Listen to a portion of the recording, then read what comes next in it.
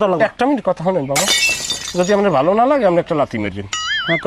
আমি আর বিলকিস আমি হিসেব করছি, আমার তো একটা গাড়ি আছে, গাড়িতে 2 লিটার তেল ভরবো, ভরিয়া বিলকিসের গাড়ির পিছনে লইয়া আমি আর বিলকিস সন্ধ্যার পর নামবো। আমরা মাঠে ফজরের আগ পর্যন্ত কাজ করবো। আমরা বিড়ি, চা, তারপর মুড়ির বস্তা সব গাড়িতে লইলাম। তোরে কি লাথি দেওয়ার আগে তুই যাবি না লাথি খাইয়ে যাবি?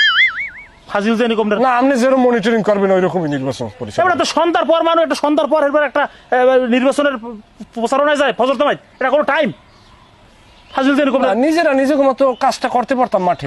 তুই আমার এই 5 ফিট তুই ডুবাবি আমারে, এটা আমার বোঝ হয়ে গেছে। আপনি দেখেন মোরাই বর্দি আপনার জিতে মোর বংশে, আমি এলাম গিয়ে আনিব না, এই যে আপনি মাথায় রেখেন। আর মোর বংশে প্রায় 80 থেকে 90 ভোট। কদ্দূর জায়গা হ্যাঁ দেখবো না আমার নির্বাচনের সময়। আপনি তো এখনো ভয় পান, আপনার 5 বছর যে বাচ্চারাও ভোট দেবে, মনে রাখেন। কি 5 বছর হলে ভোট দেবে? এবার 5 বছর